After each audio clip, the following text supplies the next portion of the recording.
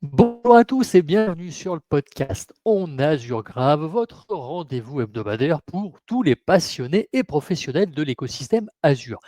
Je m'appelle Arnaud Morvillier, je suis architecte cloud, Azure MVP et fondateur de la société Grouna.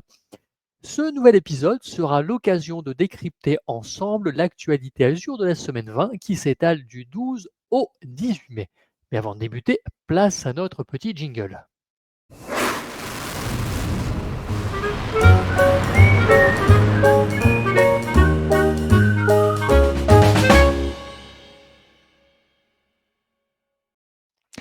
Sans plus tarder, plongeons-nous dans notre sommaire. Alors, nous débuterons évidemment avec les articles de la semaine, nous enchaînerons avec les annonces en JA et nous poursuivrons avec les annonces en preview et nous terminerons par une petite décommission.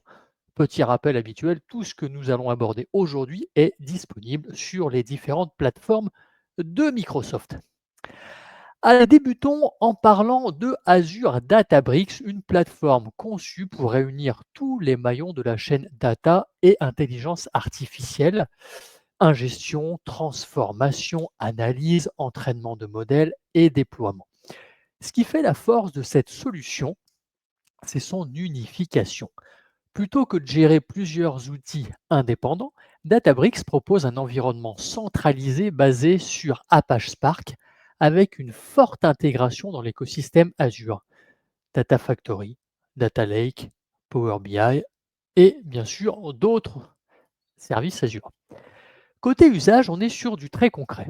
Certaines entreprises l'utilisent pour prédire la santé des équipements industriels, d'autres pour analyser en temps réel le comportement client et adapter leur stratégie marketing. Et bien sûr, on retrouve aussi l'IA générative via l'intégration de MLflow et les outils RAG pour manipuler des LM. Pour accompagner cette montée en puissance, Microsoft met à disposition plusieurs ressources. Une série de webinaires à la demande avec des cas d'usage très concrets, 3 plans de formation gratuits sur Microsoft Learn qui couvrent aussi bien la data engineering, le machine learning que l'industrialisation, et même 4 parcours si vous voulez creuser un domaine particulier, que ce soit le Lakehouse, l'ingénierie, le ML ou l'IA générative. Donc si vous cherchez à vous professionnaliser, que ce soit dans la donnée, dans l'IA, pour monter des projets, accompagner vos clients ou structurer vos équipes, c'est une excellente base de départ et en plus, c'est totalement gratuit. Enchaînons à présent sur une évolution intéressante dans la manière dont on mesure la cybersécurité. Alors pendant longtemps, on a utilisé le Microsoft Secure Score, qui est un score unique pour évaluer si la configuration de votre sécurité est bonne. Mais elle n'est pas forcément utile quand on veut prioriser ou convaincre la direction. Désormais, avec Microsoft Security Exposure Management, on passe à quelque chose de plus intelligent, des initiatives ciblées, chacune avec ses propres indicateurs. Par exemple, une initiative ransomware qui note votre exposition entre 0 et 100, une initiative pour les actifs critiques qui vous aide à sécuriser les systèmes à plus fort impact, ou encore une initiative sur les identités, car on le sait, la majorité des attaques commencent par là. Le but, en fait, c'est de mieux aligner les équipes sécurité et la direction. On parle en risque réel, en exposition mesurée, en progrès visible, pas seulement en configuration ou en case qu'on coche. C'est aussi un excellent levier pour débloquer des budgets ou faire évoluer les priorités euh, les priorités de l'entreprise en matière de sécurité.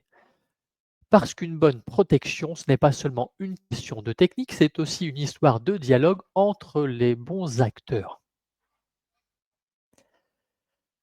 Plongeons maintenant dans un sujet sensible mais essentiel, la fraude numérique à l'heure de l'intelligence artificielle. Que Microsoft observe, c'est une accélération des arnaques dans tous les domaines. Dans le e-commerce, l'IA est utilisée pour créer de faux sites marchands crédibles avec tout ce qu'il faut, des avis clients, des visuels pro, des chatbots qui rassurent. Dans le recrutement, des escrocs génèrent de fausses annonces, des profils LinkedIn volés, voire des entretiens deepfake pour collecter vos données bancaires ou vos données personnelles. Et côté support technique, ils se font passer pour Microsoft ou une autre entreprise via l'outil Quick Assist. Résultat, un accès direct à votre machine. Mais cette puissance de l'IA n'est pas à sens unique. Microsoft s'en sert aussi pour analyser les signaux faibles avec l'empreinte numérique, bloquer des connexions suspectes sur Quick Assist avec plusieurs milliers de connexions qui sont bloquées chaque jour, mais aussi identifier les tentatives d'hameçonnage avec Defender Smart Screen et l'apprentissage automatique. Et surtout, une collaboration mondiale avec des forces de l'ordre et des acteurs comme Gaza permet de mieux coordonner la riposte. Alors Gaza pour GASA, pardon. L'IA, c'est à la fois une menace et une opportunité. Tout dépend de qui l'utilise et évidemment dans quel but. Changeons maintenant complètement de sujet en évoquant un sujet pour les entreprises, à savoir comment gérer des infrastructures réparties entre cloud, edge et on-prem. Oui, je sais, c'est une excellente question et nous allons essayer de donner un début de réponse puisque c'est exactement ce que permet de faire Azure Arc. Et une récente étude de Forrester montre que les résultats sont au rendez-vous. Plus 300% de retour sur investissement en 3 ans avec un ROI en moins de 6 mois. 30% de productivité en plus pour les équipes IT, 50% de risque de faille en moins. Mais ce n'est pas tout. En passant à un modèle de facturation à l'usage pour Windows Server et SQL Server sur site, certaines entreprises économisent jusqu'à 10% sur leur licence. D'autres ont même abandonné des outils tiers devenus redondants, ce qui représente jusqu'à 15% d'économies supplémentaires. Azure Arc, c'est surtout une gestion unifiée, une visibilité complète sur l'infrastructure, des politiques de sécurité appliquées partout et des données centralisées dans Sentinel ou dans Defender for Cloud. Des exemples: Chevron surveille ses installations distantes avec une gestion centralisée. COCD au Québec sécurise tout son système de santé. La Liga améliore l'expérience fan grâce à l'IA en périphérie et la Louisiane gagne en agilité opérationnelle. En clair, Azure Arc, c'est le pont entre tous vos environnements au service de vos équipes et surtout de vos missions. Écoutez, c'est tout ce que nous pouvions dire pour les articles de la semaine. Je vous propose de passer aux annonces en JA. La première concerne l'arrivée d'un nouveau service, à savoir Azure Carbon Optimization. L'idée est de vous proposer une solution qui vous aide à mesurer, gérer et réduire les émissions de carbone de vos charges de travail déployées dans Azure.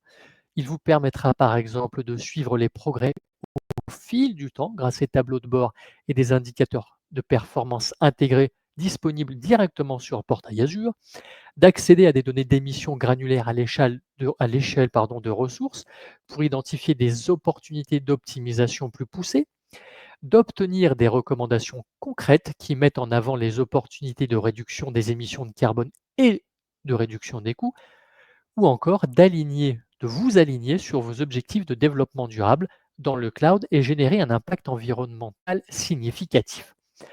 À voir à ce que cela donne, mais pour ma part, je pense que nous sommes davantage dans du marketing qu'autre chose. Après, je peux évidemment me tromper. Côté Azure Disk Storage, donc les disques SSD Premium V2 continuent leur expansion et débarquent dans la région Japan West. C'est aussi le cas du service Azure File Sync qui lui aussi débarque dans une nouvelle région, à savoir Italie North. Parlons à présent un peu de stockage avec Azure NetApp Files qui supporte maintenant l'intégration avec Active Directory. Je parle bien d'Active Directory et non d'Azure Active Directory, d'ailleurs qui n'existe plus puisqu'il s'appelle dorénavant Microsoft Entra ID. Cette fonctionnalité permet à chaque compte NetApp de se connecter à sa propre forêt et à son propre domaine Active Directory, offrant ainsi la possibilité de gérer plusieurs connexions Active Directory au sein d'une même région sous un même abonnement. La création de volumes SMB dans Azure NetApp Files étant désormais liée à ces connexions Active Directory dans le compte NetApp. La gestion des environnements Active Directory devient normalement plus simple. Ce n'est pas tout côté Azure NetApp Files qui propose désormais des synchronisations de données entre zones, entre régions, mais aussi entre souscriptions d'un même tenant. Cette fonctionnalité améliore la reprise après sinistre et l'agilité opérationnelle grâce à la technologie NetApp Snap Mirror qui garantit un transfert de données efficace en envoyant uniquement les blocs modifiés dans un format compressé pour davantage de performance. Un petit tour du côté du service Azure App Configuration pour le plus grand bonheur des développeurs, puisque l'équipe produit propose maintenant un niveau de tarification développeur justement. Ce dernier est idéal pour les équipes de développement pour utiliser Azure App Configuration lors de leur phase de développement, de test, ainsi que pour la création de prototypes et de tests de fonctionnalités avant la mise en production évidemment. Donc n'hésitez pas à l'utiliser, ça coûtera forcément moins cher. Et enfin, Azure App Service se voit doté d'une nouvelle fonctionnalité appelée Web Jobs qui permettent l'exécution de tâches en arrière-plan et de processus planifiés qui, contrairement aux applications web traditionnelles, ne sont pas déclenchées par des requêtes HTTP. Alors quand je dis nouvelle fonctionnalité, en fait cette fonctionnalité était déjà disponible sur les workers Windows. Donc elle débarque aujourd'hui sur les workers Linux. Bah, écoutez, c'est tout ce que je pouvais dire aujourd'hui sur les annonces en JA. Passons aux annonces en preview. Je vous propose de débuter avec l'arrivée d'un nouveau service, à savoir le service Azure MongoDB Atlas. Alors, comme vous le savez, aujourd'hui, vous pouvez déjà utiliser Cosmos DB avec l'API Mongo pour stocker vos documents. Mais ici, nous parlons vraiment d'un service dédié qui est le fruit d'une collaboration entre les équipes Microsoft d'un côté et MongoDB de l'autre.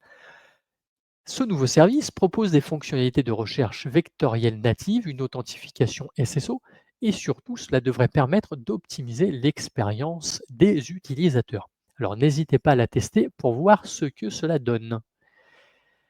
Du côté data center et plus particulièrement des zones étendues, ces dernières débarquent en Australie dans la région de Perth.